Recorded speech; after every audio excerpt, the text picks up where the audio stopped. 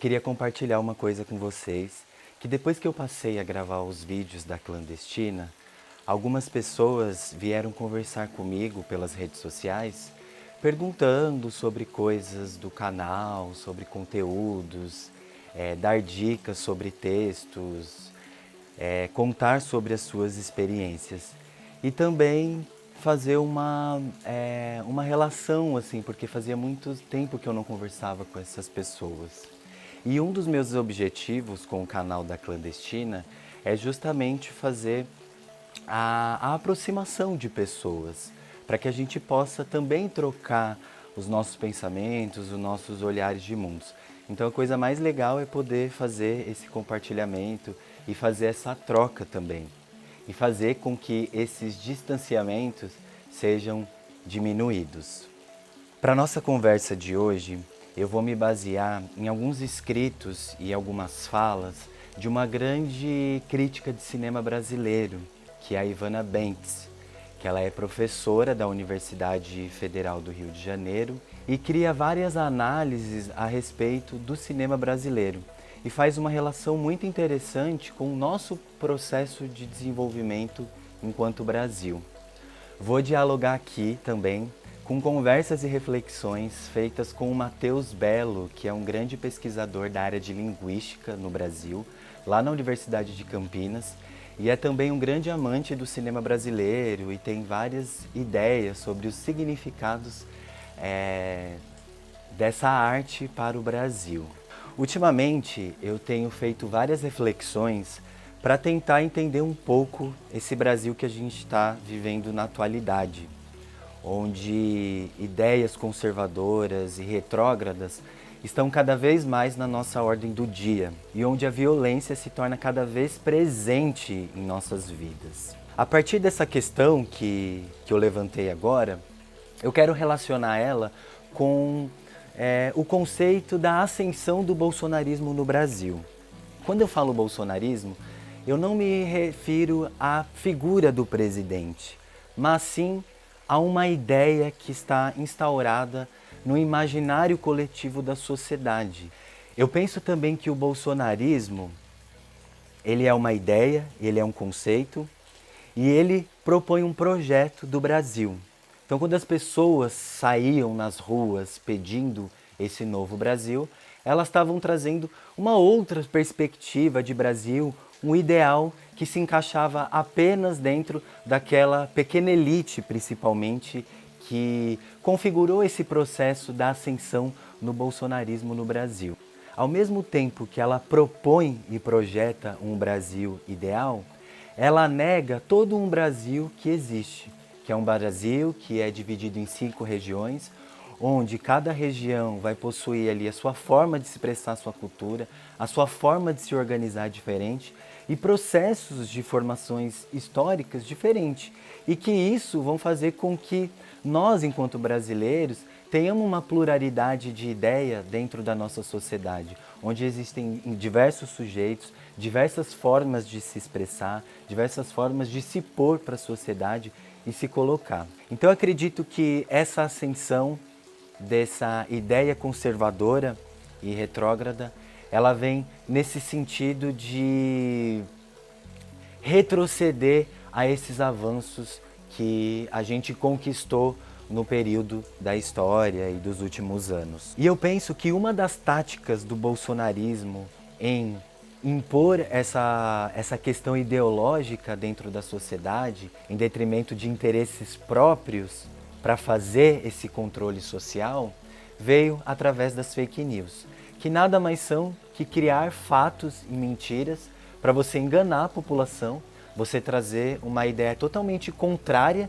do que de fato acontece dentro da nossa sociedade, dentro do nosso cotidiano, para assim você colocar ali propostas de melhorias. Então, por meio dessas fake news, criou-se uma cultura do Brasil que estava afundado, que o Brasil precisava de uma solução, que os valores morais estavam perdidos, que a família estava se perdendo.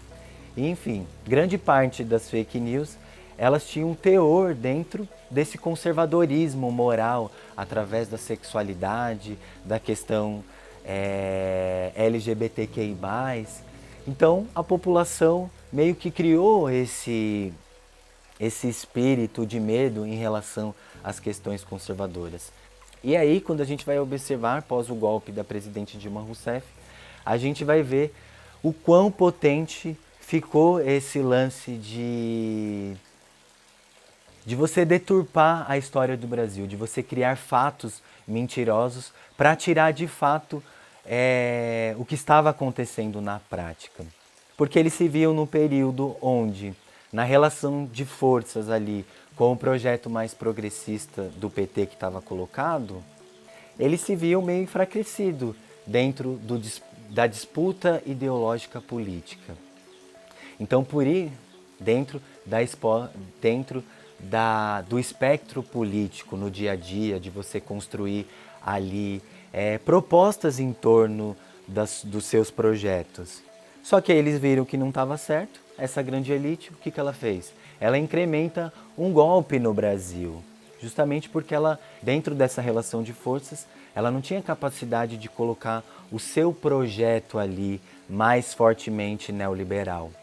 Então o que ela faz? Ela cria um golpe, mas para criar um golpe, ela cria um fato político no Brasil.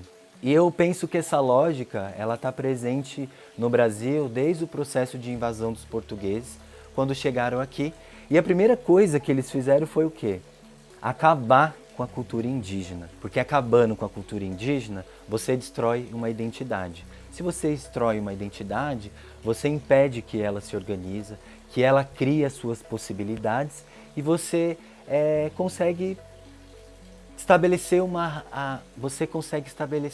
uma relação de poder e de controle sobre aquelas pessoas. Com os povos negros e negras foram as mesmas coisas. Além de ser tirados do seu território, de sua história, do seu legado, foram colocados em um lugar completamente diferente das suas estruturas sociais e forçados a trabalhar.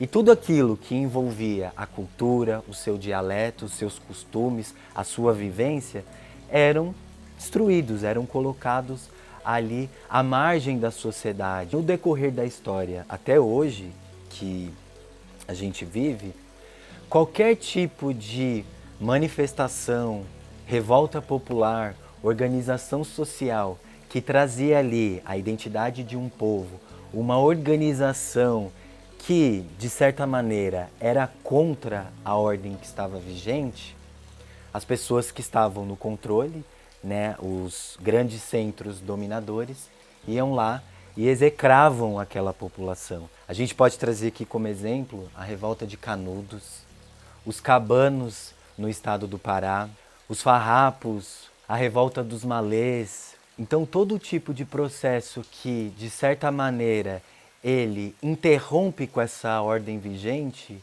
eles eram destruídos, eram massacrados. Acho que uma coisa interessante é ressaltar que o processo colonial que se iniciou lá em meados de 1500 e foi se reconfigurando, se transformando e adquirindo novas roupagens, essa ideia colonial, ela persiste até hoje no nosso Brasil, com essa ideia de dependência, com essa ideia do que é de fora é melhor que o nosso e nós temos que nos submeter a essa cultura que vem de fora, muito em detrimento da globalização e acho que principalmente agora esse processo que a gente tem com os Estados Unidos e com a Europa. Então essa elite não existe uma relação com esse espaço. A gente sempre foi vendido, sempre com essa ideia que precisamos nos progredir para os outros. E por conta disso, a gente sempre teve dificuldade de construir um projeto de nação, um projeto que de fato trouxesse a nossa identidade.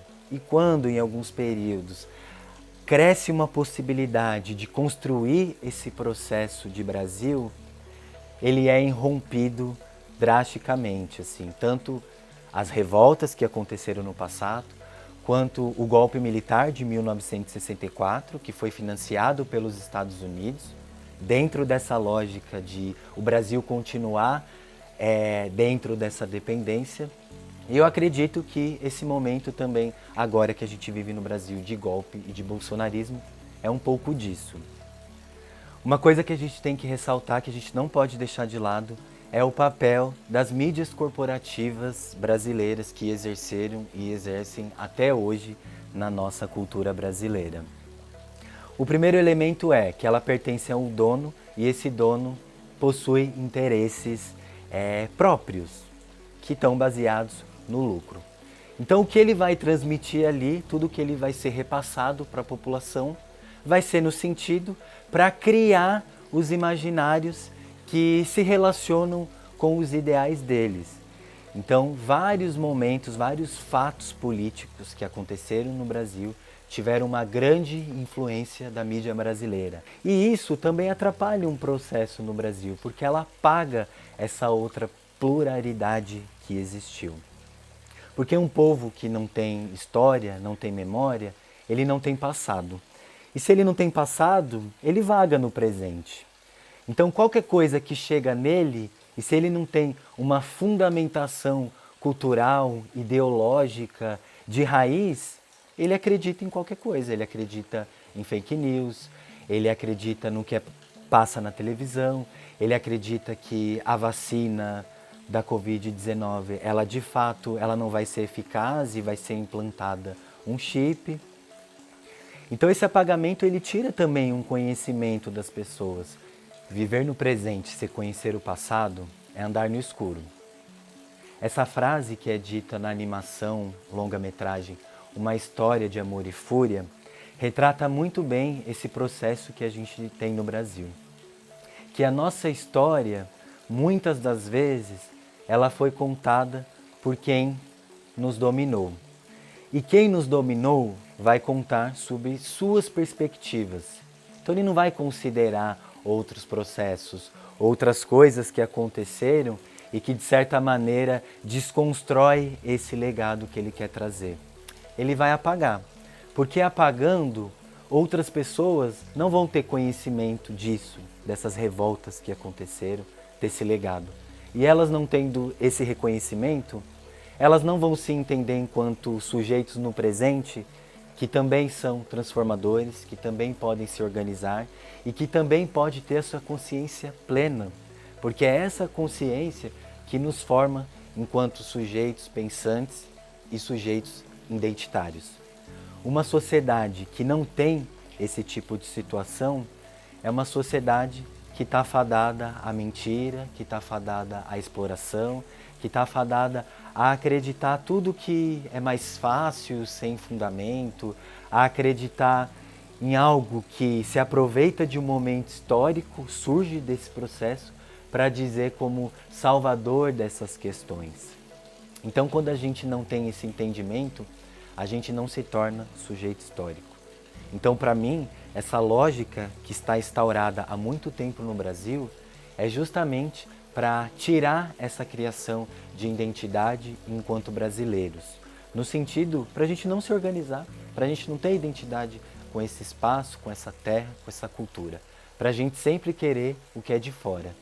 E aí isso faz com que a gente fique desorganizado, sem perspectiva, apenas querendo consumir e comprar um ideal de vida entre as pessoas e continuar cada vez mais comprando e consumindo, sem ter essa relação com o espaço e com as pessoas que eu vivo. E por isso que ao longo da nossa história existiu muito processos de resistência, que era justamente essa galera se colocar enquanto um povo e trazer ali a sua identidade. Infelizmente, muitos desses foram dizimados, foram apagados. Mas felizmente, a gente tem um processo muito legal no Brasil de resistência que surge da galera e surge principalmente na expressão cultural. E eu acho que a cultura são fundamentais, porque além de trazer esse processo de unidade nosso, de espaço, de encontro, onde a gente vai se relacionar com as pessoas, onde a gente encontra, ela é também um processo de trazer o que é o Brasil que a gente está vivendo. Então, se a história tradicional da escola, os conhecimentos advindos da escola, eles não trazem isso, para mim, a cultura traz. através da música, do cinema, do teatro, das artes plásticas, das manifestações populares de ruas. E ao mesmo tempo, elas nos convocam para pensar e refletir esse processo que a gente está vivendo.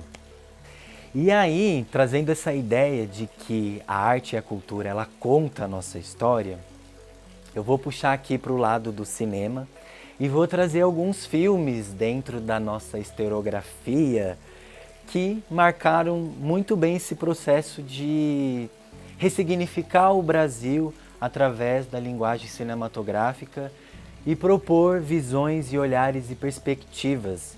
E aí eu vou indicar esses filmes. Grande parte desses filmes eu vou colocar no link para a gente poder acessar e também a gente apreciar e poder fazer também esse retorno no nosso processo da história. E acho que também a começar a projetar questões a respeito disso, né? Então, para mim, o cinema ele se torna extremamente importante na construção da nossa história.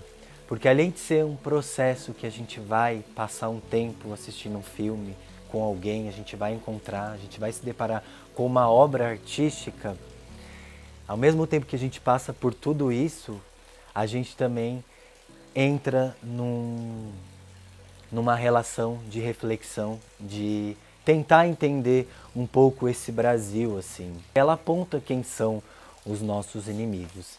E assim como todo processo artístico e cultural no Brasil que apontava o inimigo era difamado, era excluído, era execrado da sociedade, as censuras que a gente vem passando nos últimos tempos, elas configuram esse processo de silenciamento da nossa história.